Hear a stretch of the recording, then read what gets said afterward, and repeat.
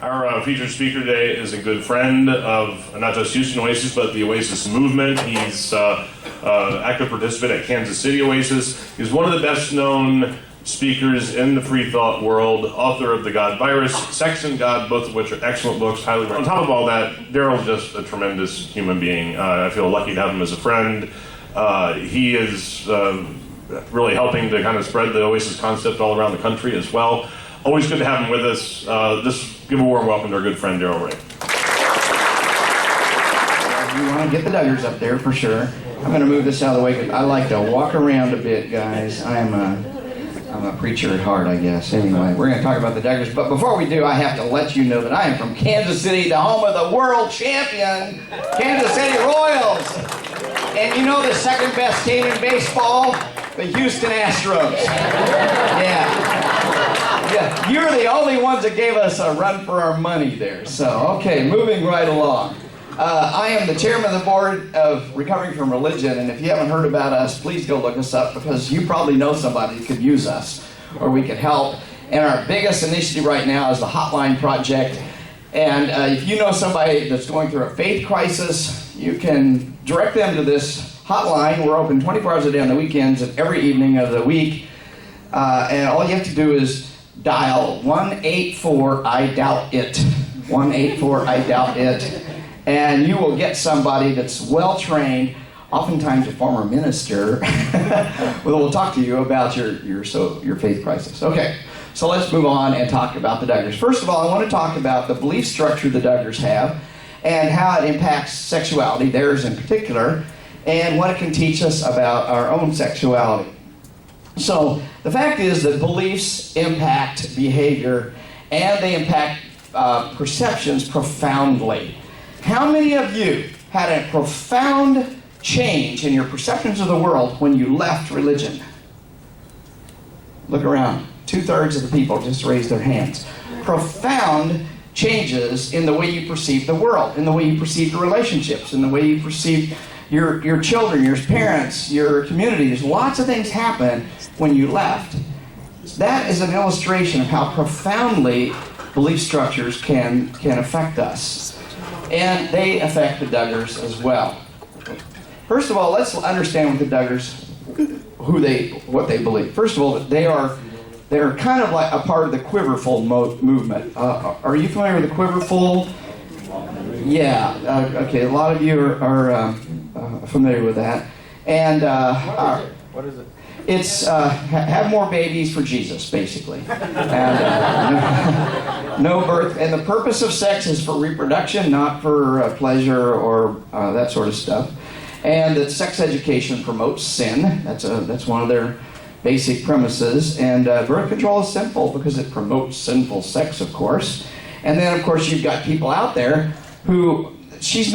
Bristol Palin is not a part of the quiverful movement, but she certainly supports some of the principles of it. And she got all freaked out a couple of weeks ago because they were giving out free birth control in Colorado. And of course that means lots of girls are going to have sex that shouldn't be having sex. They don't usually talk too much about the boys. We'll get to that here in a minute. So what do they believe? Well, they believe that sexual restriction is very important. And that female sexual sin is greater than male sexual sin. Now, they will never say that. Sexual sin is bad no matter what. But if you look the way they treat people, they treat women much worse for their sexual sin than they treat the men. And they have a theory of human behavior that's based on biblical notions of psychology. They believe in Satan and hell and angels and Holy Spirit, and all that stuff is real to them. It's as real as you know, the colors on the wall in this room. They're very real to them.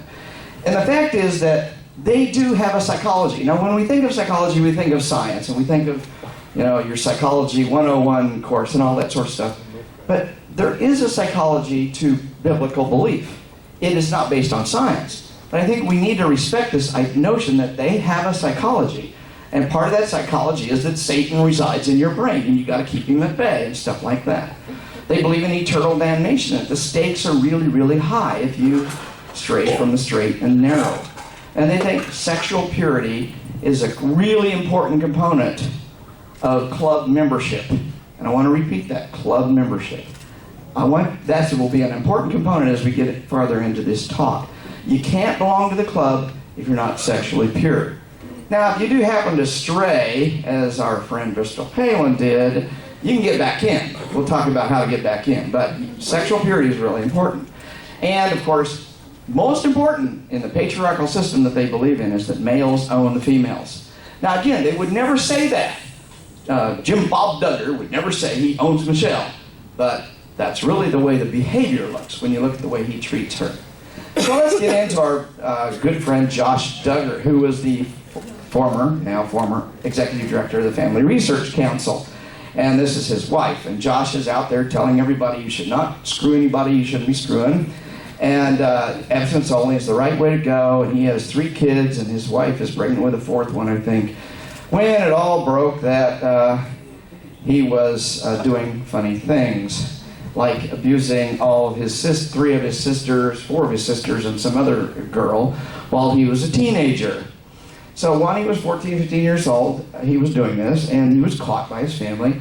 And instead of sending him off to treatment in some way or trying to help him, they sent him to treatment with a former guy that was an Arkansas Highway Patrol officer, retired Highway Patrol officer. And that was his qualifications. Anyway, that was in May. They discovered this about Josh. But statute of limitations was over, so they couldn't prosecute him. So things started dying down. They thought they had that under control when it was found out that Ashley Madison had 2 accounts, paid accounts by Josh Duggar. Now, how many of you had heard of Ashley Madison before August? Before August? Okay, only a handful of them. Now, I knew what Ashley Madison was because I was doing my research. Hey, it's a part of the job, right? It took me about 3 seconds to figure out this is a total scam. I certainly didn't put any money. You won't find a paid account with my name on it. But Ashley Madison has 2 paid accounts by Josh Duggar, and it was discovered that he was frequenting other dating sites, not just Ashley Madison. He had accounts on other days like Plenty of Fish or Match.com, I'm not sure what all. And he was frequenting strip clubs because the credit cards were showing up with strip club stuff. And he had an affair with this porn star, Danica Dillon. And Danica Dillon has now told us all about his kinks. And he seems to be a kind of kinky guy. Unfortunately, he doesn't understand his own kinks too well. But Danica wrote a whole bunch of stuff about what he likes and didn't, and how he treated her, and it was rather scary. And he seemed kind of violent. There was some stuff that was going on between her and him that put her off a bit. So there is no. Yeah, I know. But think about it. It was great for her career. Otherwise, probably she's getting more clients, more online stuff. And if you've heard my podcast, I'm all in favor of that. So there's no. What we need to understand about this whole Duggar thing, you think, aren't those people hypocrites? Isn't Josh Duggar a hypocrite? And no, he's not a hypocrite. See, hypocrisy is really not a part of their conceptual framework. It's a part of ours. What it is, it's club membership. When you think about it, it's a Christian club, the Quiverful Christian Club or the Evangelical Christian Club or whatever, but it's a club. And you're either in the in-group or you're in the out-group. By the way, all of us are in their out-group. And if you violate one of their really important sexual sins, like having sex with a stripper, or using pornography, or masturbating, or whatever they think is wrong, then you get put outside the club. And you have to get back into the club. You have to get your forgiveness ticket punched. If you get your forgiveness ticket punched, then you can get back in. And that's why we see people like Ted Haggard, who screws a male prostitute. Takes him about 2 years of praying and Jesus and Bible study before he's back starting his own church again in Colorado Springs. It only took him 2 years to get back in. The more powerful you are in the system, the easier it is to get, the quicker you'll get back in, because those people bring a lot of money and people into the movement, so you can't afford to leave them out in the cold too long. Get them back in.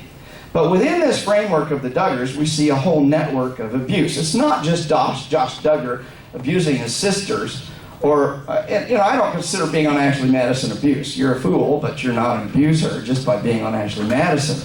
or on some other dating site, you're cheating on your spouse is what you're doing.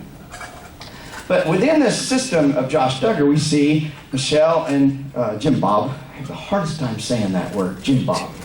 Sounds like a Southern reality show, doesn't it? Within this is this guy, Joseph T. Hutchins, who was the guy that Josh Duggar went to for treatment. And his treatment was helping build houses for 6 months in Little Rock or something like that. It turns out that Joseph T. Hutchins is now serving 50-some years for child pornography. Yeah, you hadn't heard about that, had you? And he was doing sex addiction treatment for Josh Duggar. Now, if you've heard any of my other talks, you know I think sex addiction is all a bunch of bullshit. There's no such thing. But Josh Duggar was getting treated for sex addiction by this guy. Now, we also have Doug Phillips of Vision Forum. We have Bill Gothard, and of course, Josh Duggar here. Our friend, this is the former state trooper that Josh Duggar got treatment with, who's up on child porn charges now. And here's Doug Phillips of Vision Forum, one of the most powerful voices in the evangelical movement. It turns out he's had a long-term relationship with his children's nanny. And during that time period, he kept telling, when my wife dies, I will marry you. Jesus means for us to be together. Of course, he's fucking her the whole time. As a result of this revelation, he's now resigned from the organization that he himself founded. But he had clearly started an inappropriate relationship and was grooming this nanny when she was still like 15 years old. Yeah, and look at this guy, Bill Gothard, the god of homeschooling, who happens to have never been married, doesn't have children of his own, and runs a homeschooling institute where they create almost all the materials. These fundamentalist, queerful homeschoolers use his materials. And they don't send their kids to school. They use his, of course, creationist materials and all that sort of stuff. But Bill Gothard, people noticed that Bill always had very young, very pretty interns around the office all the time. So it turns out that Bill was diddling some of those interns. And as a result, Bill Gothard is no longer the head of the organization that he himself founded. Do you see a pattern here? I know it's hard to see, but I'm going to point it out to you if you can't see it yourself. All right. So they have this fundamentalist evangelical Christian mindset or belief structure has these beliefs that you are broken from birth. This is their psychology. This is their beliefs. Your body is your mortal enemy. And you hear them, I'm struggling against masturbating, I'm struggling against looking at other women as sex objects, and I can't hardly control myself. When I go to the movies, I see women, they're half naked, and it tempts me, and all that sort of stuff. They feel that their desires are feelings that are inspired by Satan. Everywhere they look, Satan is tempting them. Satan lives behind that billboard. Mike and I saw a billboard coming in here. There was a party last night, and it had, women with bras on. Just really tempted me a lot. And we made the comment of, I was in Belgium and I saw a similar one, and they didn't have bras on in Belgium. And Belgium seems to be doing just fine, but Satan lives in Belgium, I guess. Satan is real, he's present, and he's currently acting against you and tempting you. Your afterlife is deeply dependent upon the purity of your thoughts, and that males are superior to females, and that females are the temptresses, and they're the most unclean. You women, you were really born broken. Men were only half broken, women were all broken. I mean, that's really the way they look at sexual relationships and the genders. So this is the psychology of faith, and they believe, their psychology says that belief trumps desire. And it's a very strong belief. And here's how it plays out. If you have a gay child, it's because you didn't believe enough. You didn't raise your child right. So belief trumps desire. Belief trumps biology. Shame is God talking to you. If you feel ashamed, it's probably because God's saying, you really shouldn't be doing that. Of course, where did they learn the shame in the first place? And guilt tells you, helps you know that you're broken. If you feel guilty about something, then that's God telling you you're broken and you need to get fixed.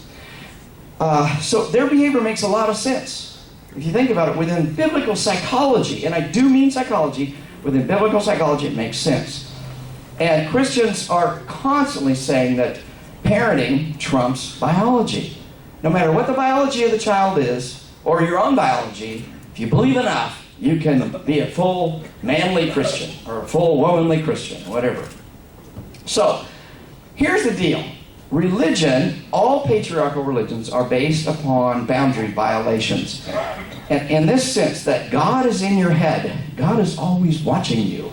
What bigger violation of a boundary could that be? We're also saying that others can condemn and judge you. That's a violation. Just because you dress inappropriate, I can judge you for having a tattoo, for wearing the wrong clothing, for exposing too much cleavage. I mean, any of the, or for I caught you masturbating, or I caught you looking at porn. So all those things, I can violate your boundaries. And we see parents doing that to these poor kids all the time. A natural phenomena is adolescent masturbation. And parents think they can just barge in on their kids, catch them masturbating, and lecture them on going to hell if you do that again. And religionists feel they have a right to snoop on you. I mean, where's the thought police? It's at least in the church I went to growing up, it was in the kitchen, where all the women are sitting around talking about who was having sex with whom, and who had the latest affair, and what girl got pregnant and shouldn't have gotten pregnant. And they're all very judgmental about this. And this thought police were very active in the church I grew up in. Your body belongs to God. It belongs to your parents. It belongs to your spouse. It belongs to your Sunday school teacher. But your body does not belong to you. That is their very strong belief. So, what we know is that desire really does trump belief. I don't care how much you believe. If you're gay, you're probably gay. If you're going to masturbate, you're probably going to masturbate. If you're tempted by pornography, you're probably going to be looking at pornography. Belief, I don't care how much Jesus tells you not to, you're going to do it anyway. If you've seen my talk on sex and secularism, what 14,000 secularists told us about their sex lives, what we learned from that research was the religionists are jacking off just as much as the non-religionists are. There's no difference between them. So, here's the deal. Trouble is coming for the Duggars, and I'm going to make a prediction. You know the James Randi Challenge. You know about James Randi Challenge? Folks, I'm going to be a millionaire soon, and you guys, if you support me here, I'll give you a few bucks. I'll tip you for helping me out here. But I can predict the future. Here's my predictions for the future. First of all, I am predicting that at least 2 of the Duggar kids are gay or lesbian. What do you think? Yeah. All right. I'm predicting that all of them are masturbating by 13. Any arguments there? Okay, my psychic powers are strong here. Most will have premarital sex by 18. We have actually evidence that that's happening already. One of the Duggar clan, a cousin, has been ostracized by the family for having been caught having sex and gotten pregnant. Now, if Bristol Palin's gotten pregnant twice without being married, and she's out there saying you shouldn't be doing this, I don't think the Duggars are any better than Bristol Palin. So, 5 will probably conceive before marriage, as in our friend Bristol Palin. Now, I'm going by statistics here, okay? I'm not predicting that all of these are coming true, but how many of you think most of them will come true, right? More than Josh are probably violating the boundaries of their siblings. I'm pretty darn sure Josh isn't the only one in that family that has done inappropriate, abusive, boundary violations.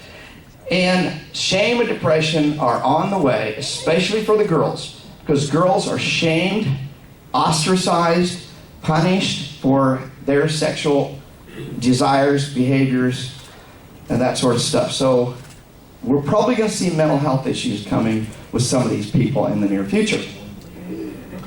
So, Josh Duggar, and this is an important thing for us to kind of understand. Josh Duggar and his whole family are really victims. They're victims of the God virus. They are infected.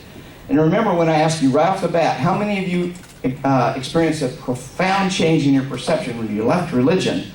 Well, they're infected with a God virus that has controls. It's like having very, very strong glasses, red glasses on, and all they can see is the red color coming into their eyes that this his belief system lets them see. They can't see other colors. They can't see other things and nuances. So I think we need to have a little compassion here. It's easy to laugh at the Duggars from our perspective, but I see them as victims, and I think there's opportunity to be somewhat compassionate of what's going on there. It causes a lot of unnecessary pain. You think of the pain, especially the women in that family are going through, that whoever they are is denied. They have to deny who they are. They have to deny their sexuality and their individuality, because there are aspects of their individuality they certainly could not show, or they would be ostracized by their family and by their entire community. It causes a lot of self-hate. How many of these kids go to bed every night hating themselves because they masturbated? You know, I just had to get relief. I got relief. Now I have to pray to Jesus. And I just hope Jesus forgives me, because if I don't, he doesn't, I'm going to hell tonight if I don't wake up, if I'm dead. So, it places a lot of blame on the women for the men's inappropriate behavior. What did these women tend to think? When Josh Duggar abused them, there's evidence that they thought they were part of the problem. They had tempted Josh Duggar. And of course, that's part of their mindset. So the Duggars teach that denying your sexual desires leads to greater, what the Duggars teach us. We're going to flip it around and look at us. I have to say something here before I move in further. I lied. I really don't think that Josh Duggars can teach us a damn thing about human sexuality. But if they can, here's what they're going to teach us. That denying your sexual desires leads to greater problems. I liken it to a dam. You know, you dam up a stream with no outlet for the stream, with no flood plan. Sooner or later, the water's going to come over the dam and destroy things downstream. That's probably akin to what's going on with the evangelical movement, and why we see all these people abusing and violating other people's boundaries. They don't know how to channel their sexuality. You know, I don't think we really control our sexuality as much as we channel our sexuality into appropriate places, much like a dam channels the water and holds the water back and takes it to certain places appropriately, so it doesn't flood places or it doesn't overwhelm or cause erosion. And a second thing we can learn from the Duggars is that denying your sexuality often leads to unethical or even illegal behavior, and certainly leads to things like self-hate and self-abuse. Depression, and the evidence I have as a psychologist is religion really, really contributes to depression. I think if we eliminate depression tomorrow, we would probably see a vast amount of the depression we see in our culture disappear, or at least abate to some degree. Now, I am not saying religion causes depression. I'm saying it exacerbates the tendencies that may already be there in some people. Living according to a supernatural theory of sexuality gives you permission to violate other people's boundaries. That's what we learn from the Duggars. And that sexual acting out is common, but it's also very well hidden and very well repressed within the community. Josh Duggar his family knew damn good and well what he was doing, but they hid it. They hid it from the authorities, they hid it from the rest of the family, they sent him off, and that sort of stuff. So, if you bottle it up, it's going to come out somewhere else. Your body is your worst enemy if you're among the Duggar family. And you have to pray the gay away. And you have to pray the evil desire that the devil puts in you for sex and sexuality. And women are the tempters. And you have to have a dress code for women. Most of you women would not pass the dress code in here today. You're tempting me. You're tempting me really bad. Another thing they believe is that women are not interested in sex. We all know that's true, right? So, think about everything I just named. Pretty much goes against the science we know about sexuality. Goes against it all. So, there are two sides to our friend Josh Duggar. And in some ways, Josh Duggar is split. He's a split personality. He has an internal life and he has an external life. And in his internal life, he believes that his own body is his enemy, but he has these desires. In his external life, he has to look like he's a good Christian. He's upright, he'll stand, he's got a wife, he's got children, he's got all this stuff that he has to look outwardly one way, even as he's feeling very strong inward desires. So here's my suggestion, and please don't freak out when I tell you this, but we all have a little Josh Duggar in us. I've had people, last time I gave this talk, stop, I need to go get a shower after you said that. So here's the deal. We hide our inner lives.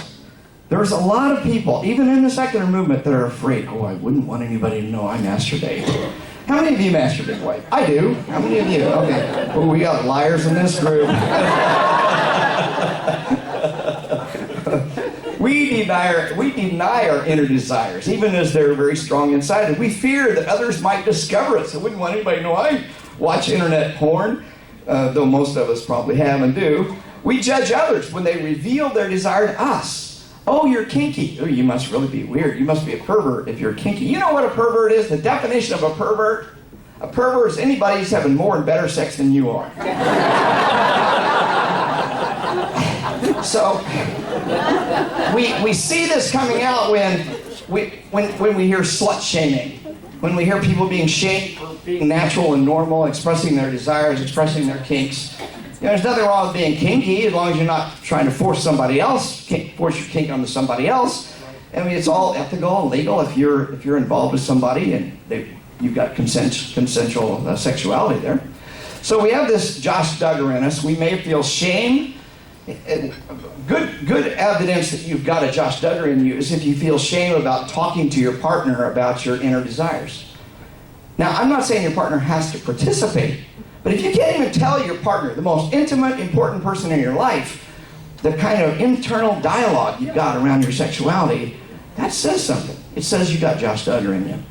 If you feel good, if you feel guilt about your own desire, where'd you learn that guilt? You know, you can have all sorts of fantasies. You don't have to act on them. But if you feel guilty about something you haven't even acted on, that's kind of strange. Inability to name our desire and express it ethically. If you can't express your desire ethically, yeah, there's a problem too. Josh Duggar can't express his desire ethically. Hence, he cheats on his wife. He has violent sex with a porn star and scares the crap out of her. So that's not ethical. That's not consensual. So you may also be experiencing self-hate or self-loathing or shame or guilt. You may feel body shame. And I see this a lot in our community. Body shame. Let me give you a clue here, folks. It's the body you have right now, that's the only one you're going to get. If you don't love your body, if you don't take care of your body, you're not going to get another one. There's no afterlife. There's no Jesus going to resurrect you and give you another body someday. So what we need to learn as secularists is to take care of ourselves. Enjoy our body, not be ashamed, not feel guilt. And I find that to be difficult for some people in our community. Part of the reason I'm standing up here talking is I want us to get over this shame and guilt that pervades this religious culture around us. So, secular or religious sexuality, which is it? Are you a Catholic sexual or are you a secular sexual? Are you a Baptist sexual or are you a secular sexual? Have you gotten rid of the sexual ideas that you were raised with? The Duggar behavior makes sense a lot within their framework. It makes no sense within the secular framework. So, here's our beliefs, or what I would assume you believe to some degree, that we are born whole. We're not broken. We have the right to bodily integrity, unlike the Duggars. They don't think their children do. We establish our own boundaries, and we have the right to those boundaries. We focus on ethical sexual and we celebrate our sexuality, and we celebrate the sexuality of others without judgment. Okay, I'm getting ready to show you the porn part of this. It might tell you there'd be pornography here today. Okay, here's the porn part. Do these turn you on or turn you off?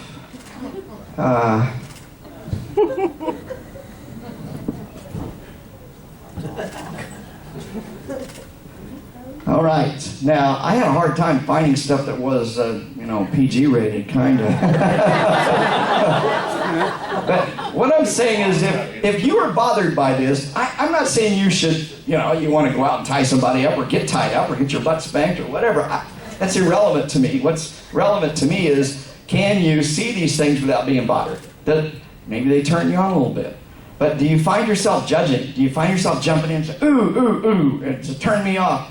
Well, it may not turn you on, but if you jump into judgment about these kinds of things, it says something about having a little Josh Duggar in you. I think Oasis is brilliant. I love it. I've been supportive of everything ever since Mike started. In fact, I knew Mike before Mike knew Mike. No, I mean, I knew Mike. Yeah, we go way, way back, but long before Oasis, and I just loved what his vision is for Oasis. But Oasis is a great place that you can come and you can explore and you can ask dumb questions and you can find people to answer your questions in a respectful way. I think that's the beauty of Oasis, is I think we're all growing. I learned things from my fellow Oasins in Kansas City. And I see people saying, help me think about this. I used to believe this when I was a Baptist, but I don't know what to believe now. I don't understand these things, and I want some help. And I find Oasis people are very good at that. So I want you to take some steps today to honor your desire. I want you to learn how to honor your desire, and I want you to learn how to honor other people's desire. And then you can act on that desire in an ethical manner, in a way that respects other people's desire. But until you can honor your desire, you do not have control over that desire. The fact that you deny that desire probably reduces your ability to channel it in a way that makes you a fully functional human being. So, I want you to name your own desire. If you want to name it homosexual or trans or pan or hetero or vanilla or a kinky, swinger, polyamorous, monogamous, I don't care. What I do care is that you name it.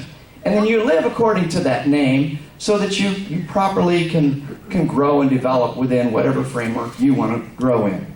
Ask, explore things. What keeps you from owning your desire?